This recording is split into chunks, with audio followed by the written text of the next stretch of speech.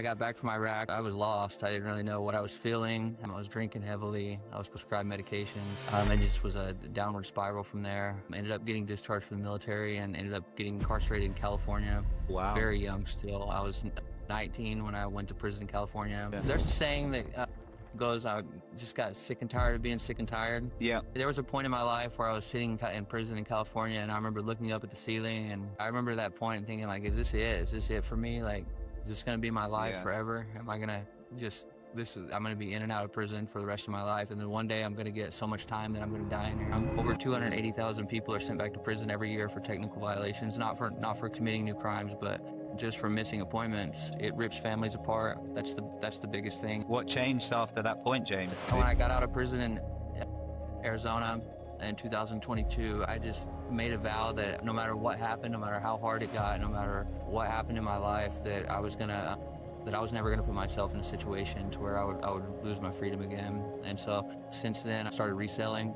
I developed an app. It's called On Paper. It's an app that I wish I had when I got released. It's a AI co-pilot that helps reduce technical violations. So it just keeps the person on supervision informed. It has a question and answers section. So if they have questions or they're going to check in with their PO or they have just anything that they need to know, it'll guide them in the right direction. And if you look back at the 17-year-old James, what would you have changed, if anything? Man, I definitely wouldn't have. This is Growth Scalers Podcast, built for business owners, e-com founders, and operators. So if we jump straight into it, James, I'd like to take you back to when you were kind of 17, when you were first recruited, and what your feelings were towards that situation at the time. So I joined the Army at a very young age. I had my parents' consent. I got my GED when I was 16 years old. I was kind of a rebellious teenager, just didn't really have any mission in life, didn't really have any goals or plans. So I joined the Army. Actually, on my 17th birthday, I went to AIT like a month after I turned 17. I got to my unit, and my unit back then, it was 2005. We were in Iraq. We just invaded Iraq like the year prior. So when I got there, everybody was pretty much rapid deployment. So I got my orders after basic and AIT. I got my orders to deploy to Iraq pretty quick. The unit I was in was the headquarters unit, so they ended up moving me to a line unit because the orders for them to deploy were like in September.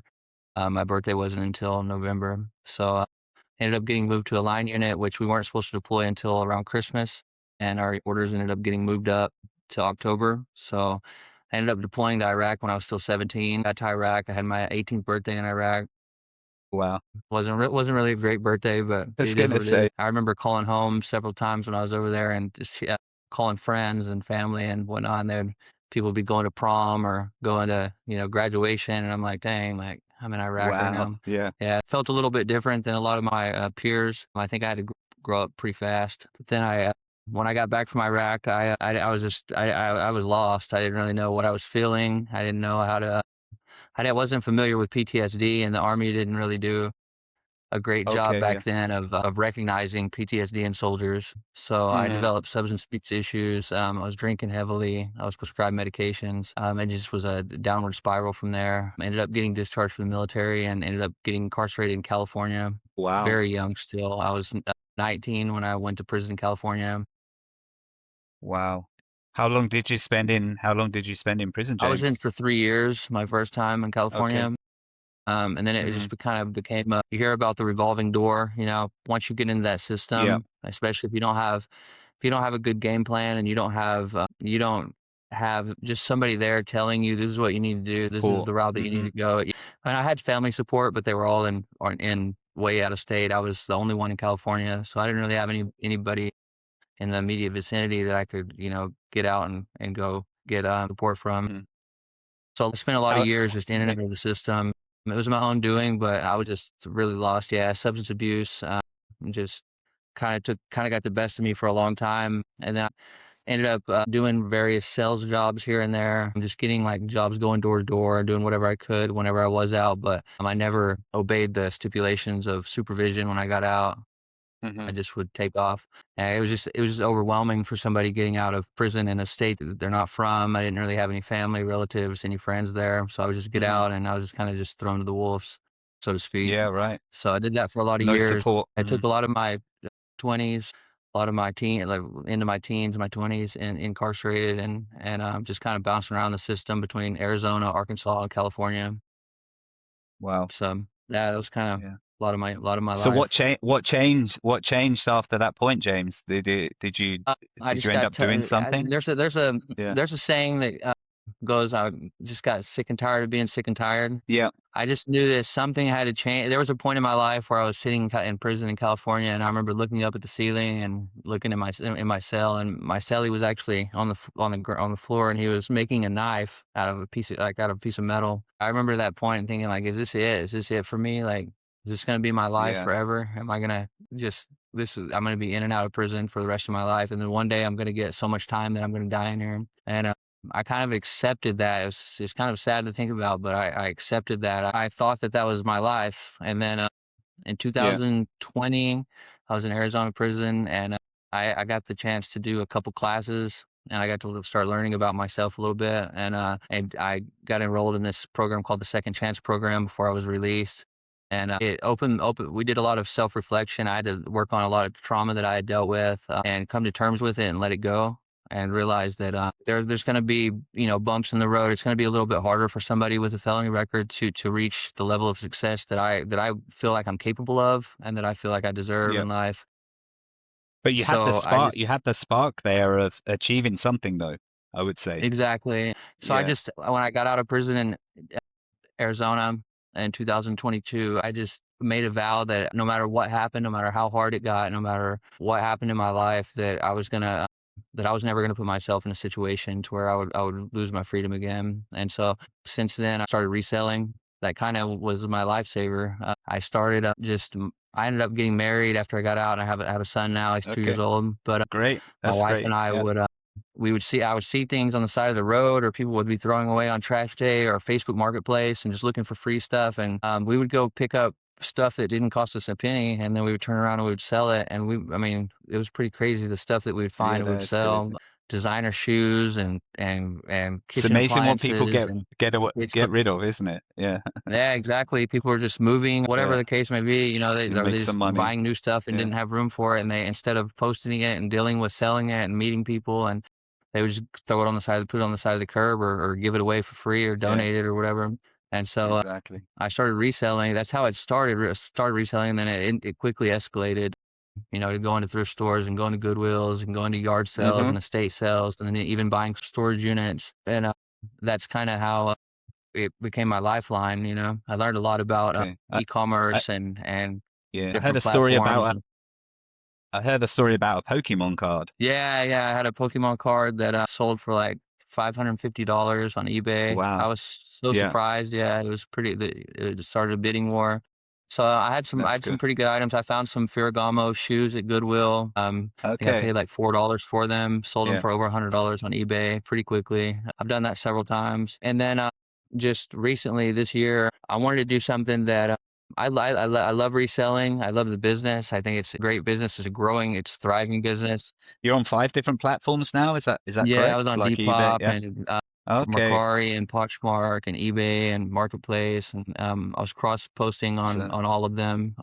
it's a So sustainable business. I was Yeah. yeah, I was doing pretty well with it. In March, I kind of took a step back. I still resell here and there. I still have some stuff that I'm getting rid of, just some little trinkets and stuff. But I took a step back. I kind of wanted to do something that I wanted to make a career out of, that made a positive impact on society. So I developed an app. It's called On Paper, and it's kind On of paper, yeah. Hmm. predecessor to another app idea that I have after this gained some traction. I have a pilot program launching actually in 2 weeks on July 15th. So I have 25 users that I'm going to be testing the app out on. It's for people on supervision, kind of like it's an app that I wish I had when I got released. Okay. It it's a like AI co-pilot that helps reduce technical violations. So it just keeps the person on supervision informed. It has a question and answers section. So if they have questions, or they're going to check in with their PO, or they have just anything that they need to know, it'll guide them in the right direction. So I've been talking to some investors and whatnot, and it looks like it's going to take off. So it's pretty cool. I have a partnership with actually the Second Chance program that I graduated from in Arizona. I've reached out to them, and Okay. they're going to be Great. implementing it into their program. And then I'm reaching out to a couple of other reentry programs as well. So it looks like it's going to take off. So Yeah. So is that one of the toughest things when you come out of prison is to keep organized and I in think control of different it's things? very overwhelming for a lot of people. I have Okay. ADHD. I'm not. I know that that's Yeah. kind of a lot. I actually do have it, so it's really hard for me to stay on top. I mean, you get out of prison, you already have starting over from scratch, pretty much. You have to find living arrangements. You have to find a vehicle. You have to get a phone. You have to get clothes. You have to do all these things, and then you're thrown 40, 50, 60 stipulations on a piece of paper that you're told to keep up with for the next 2, 3, 4 years, however long you're on supervision, and it's not feasible, especially with tech where it is today and with AI advancing so fast. There's no reason that somebody shouldn't be informed. There's a massive amount of people that get sent back to prison every year just for missed appointments or not paying a fine Wow. or missing a Yeah. UA or stuff that just for not remembering. Over Hmm. 280,000 people are sent back to prison every year for technical violations, not for committing new crimes, but just for missing appointments. And so that costs the public billions of dollars. It's about $35,000 to $50,000 a person to send them back So to it's a money prison, saver as depending on well. what state you're in. So it's a significant amount of Okay. money that the public is spending, and it rips families apart. That's the biggest thing is that these people already did their time. They're just getting sent back for things that could be avoided. With just some simple reminders. Yeah. So the on paper app is available now, or is it in the trial stages? It's in a beta stage right now. I'm running Okay. it's yeah. I have a landing page at onpaperapp.com. Hmm. We are launching, like I said, I'm launching the pilot program. So I have 25 users that will be testing the app July through August. And then hopefully after that, I'll be entering my first round of funding. Hmm. Okay. Brilliant. Brilliant. And have you stopped all of the reselling business now, or are you continuing that alongside it? Like I said, I still do it.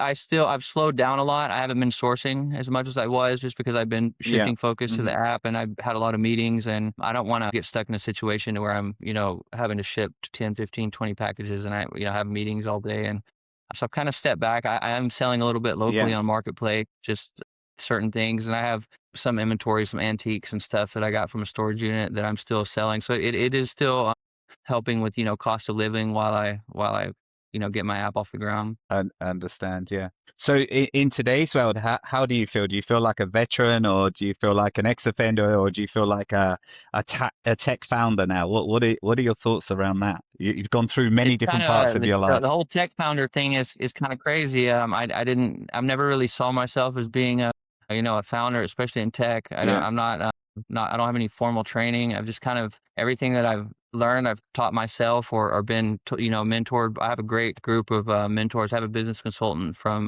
the Small Business Technology Development Center here in Arkansas, and she's been a godsend. I talk to her daily or every other day, and she points me in the right directions and tells me when I'm messing up. She's been great. And then I'm in a couple of startup accelerator programs, so that's been great as well. Just to have those connections and to have those resources to be able to reach out to when I don't know, what I'm doing. So just Yeah. having those people Exactly. on my What? side has been a game Yeah. changer. What have been your biggest challenges so far for the app? I think just navigating there's when you're building an app, there's so many variables that I think you can't take into consideration everything at once. You can have an idea, but once you start actually building it, you start seeing like, oh, this, I have this issue with login or this issue or this issue, especially with an app and justice tech. I have to be very adamant about security and making sure that Of course. it's Yeah. it's not penetratable because vibe coded apps are obviously not as secure as somebody that a software engineer that built the code themselves. So Hmm. I have working on getting a security audit done this week and the beginning of next week. So I'm hoping that I'm doing everything right. I've been, like I said, I have a good group of mentors. So I think just learning a lot of the technical jargon has been probably the most difficult, and just learning what's needed to have a successful app. Hmm. Your app can anybody can build an app that can hold, one or two users, but will it be able to withstand, 1,000, ten Yeah. thousand users? You have Exactly. to build the scale. So it's kind of been And what it's is been a the learning kind of process. what kind of the addressable market? I imagine it's huge for you. The amount of people you could potentially Uh, have on that app. we're working, like I said, we're working with some reentry programs. There's thousands across the country, and then hopefully transitioning into like probation, parole departments with state contracts. That's a little bit longer process. So that's why I'm starting with the nonprofits first, nonprofit reentry organizations and places that service people on supervision, and then from there. Hopefully with the pilot metrics and being able to prove that the app works, then I'll be able to, secure some of those contracts moving forward. That's the end goal. So Yeah. Okay, brilliant. And I had on my notes you're looking for a co-founder. Is that correct at the moment? yeah, I'm in the process right now. I'm talking to several different people. I'm really looking Okay. for someone a little more local. I'm around Yeah. Central United States. Yeah.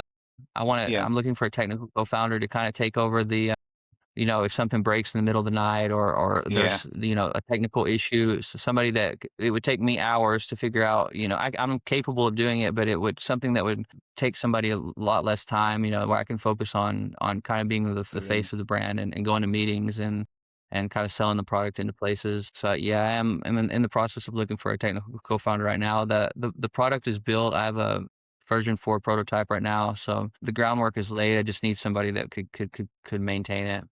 Okay. And if on paper well, when it becomes successful, let's say that, what do you hope that looks like maybe in 10 years' time for everybody? I'm hoping that it's adopted by institutions, Hmm. probation departments, federal probation department, state. I'm hoping that it's accepted everywhere because it not only lightens the parole officers and the probation officers, it lightens their caseload when everything is more organized and people are where they're supposed to be and there's no excuses because they are reminded the day before they have to check in, or they're reminded the day before they have a UA, or they're informed. Then I think it will help the entire system. It'll help the person that's on supervision, and it will help the agency as well. So I'm hoping that it's implemented everywhere, and then Yeah. Hmm. we'll see how it goes. I think that there's definitely a need for it. It's just proving that it works, So that's why the pilot program is so important right now. Very good. And if you look back at the 17-year-old James, what would you have changed, if anything? Man, I definitely wouldn't have turned to alcohol and substances to try to fix my problems or to try to mask what I was feeling. I would have went to therapy because in the military or just being where I'm from the South, and therapy is just kind of, especially in the military, it's looked at like a weakness. I would tell Hmm. my 17-year-old self that it's not a weakness. That talking about what you're feeling and realizing why you're feeling the things that you're feeling is very important, and it's actually one of the strongest things you can do, I think. So Yeah. that's probably what I would tell Abs- myself is just don't take the easy way out. Exactly. And I guess that would be the message to everybody else who is listening if they're in I a would hope similar so. situation to you. Yeah. I would hope so. Yeah, Okay. it's when you have trauma that's not addressed, it could lead you down a dark road. So Yeah, exactly. just Absolutely. being self aware is very important. Hmm. Well, I think you've got a great success story on your hands here, especially with On Paper. I'm fascinated to see how it progresses, James, as well, to see the success that you have out of it. Is there any final words that you would like to say today? No, I appreciate you guys having me on. I look forward to it. Thank you for letting me talk about my app a little bit and tell my story, and I appreciate it, John. Great stuff. Thank you, James. Thanks for your time. Yes, sir. Have a good one. This is Growth Scalers Podcast.